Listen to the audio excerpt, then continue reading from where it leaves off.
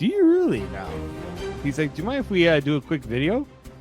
That's Okay. of a B. So did a video. He's like, yeah, we're gonna save this for I think he said he was gonna save it for the group chat. I did tell you that I did see him that day. I did send you a message that I met up with your boy Luke at the Argo game. You did. I was unfamiliar with you calling my partsy a fraud, though. I couldn't tell you what the video was about because that was supposed to be secret. Yeah. What I didn't know was my name being dropped on Overdrive. Yeah.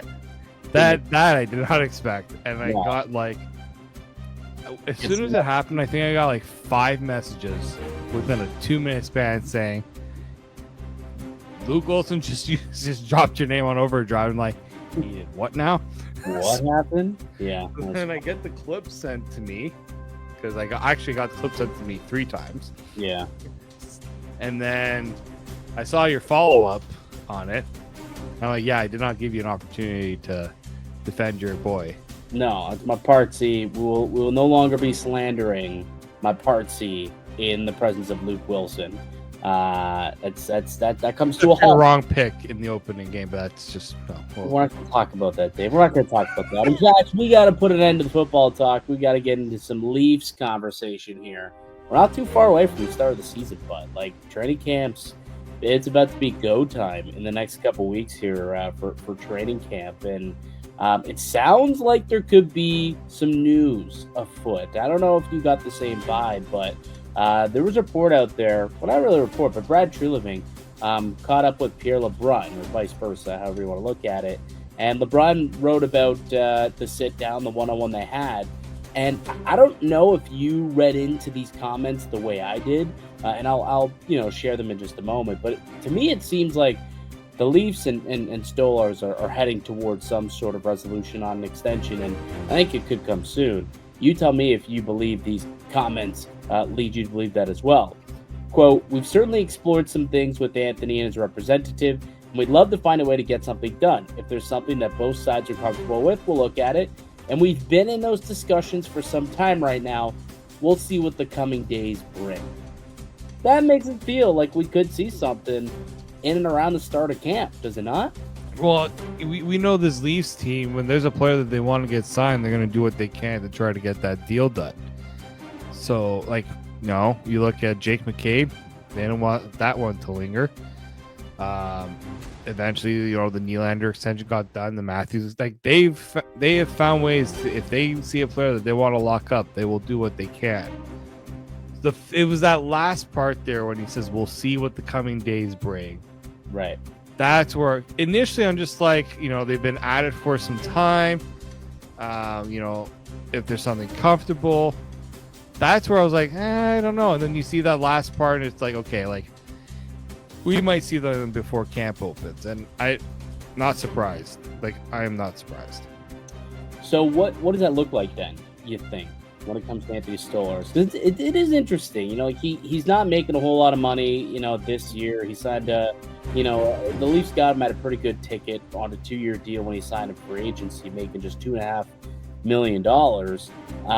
He's clearly going to be due for a raise, but what does that look like? Because it could look different based on what their expectation is. Is the expectation that Stolarz is the guy moving forward and he's the 1A in this tandem? Or do they view him as the future 1B and still have that belief that Joseph Woll eventually becomes the main starter, the guy who starts, the bulk of the load and probably is your go-to guy come game 1 of the playoffs? Doesn't that have to factor into this conversation when you're talking about a multi-year extension with Stolarz? Well, I think that's part of it, right? It's not always just about the dollar amount too. It's about what the dollar amount shows, what it means for him, right?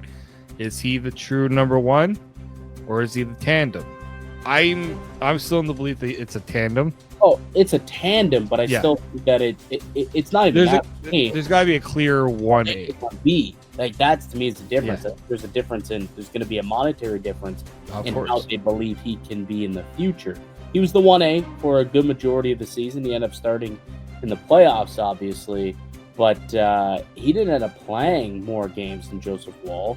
He ended up playing 34 games this year, right? That's less than half the games. That was very good, right? A 214 goals against, a 926 save percentage.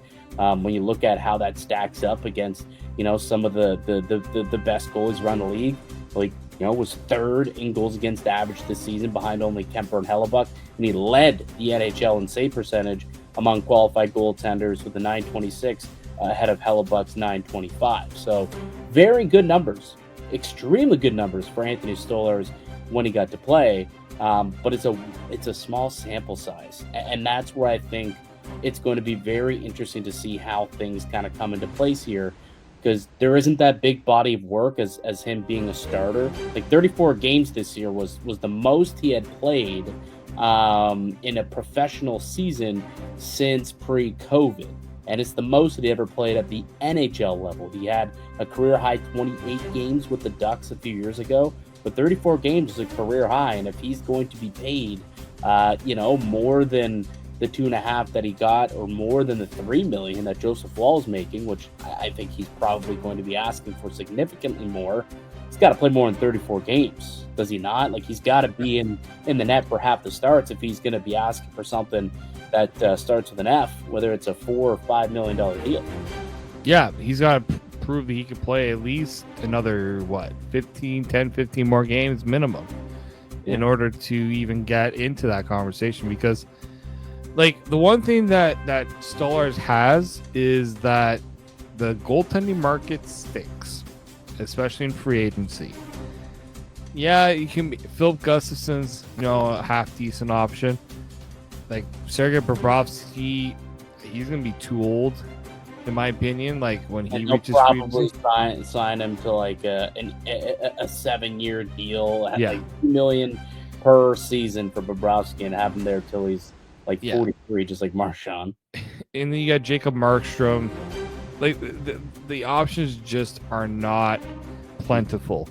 And so, like, if you're Stolarz, you can say, well, okay, if you're not going to pay me, then I'm just going to go to the open market where teams have shown that they're willing to spend money, especially on goalies, and he can do that. But I also think that if you're Stolarz, you just had your best year of your career in Toronto. Goalies tend to like the situation they're in and try to maintain that level of comfort. And I find, this is probably why they're trying to get this deal done now. Mm-hmm. Because really, I know some people are like, oh, it's 1 year. Can he replicate it? I would rather bet on my chances on Anthony Stolarz and what he can do versus what's out there. And if you have to pay in the $4 million range to get it done, you could do a lot worse with that money. I'll tell you that. Yeah, no, you're not wrong. It's like that number is not a bad one to look at. Why don't we take a quick break? We'll come back. We'll look at some comparables from some other tandem goalies around the league that Stolarz could be pointing to in terms of what he wants on his next contract, and maybe what we think is a fair deal for both him and the Maple Leafs. And could another goaltender be in the mix for the Maple Leafs this upcoming year?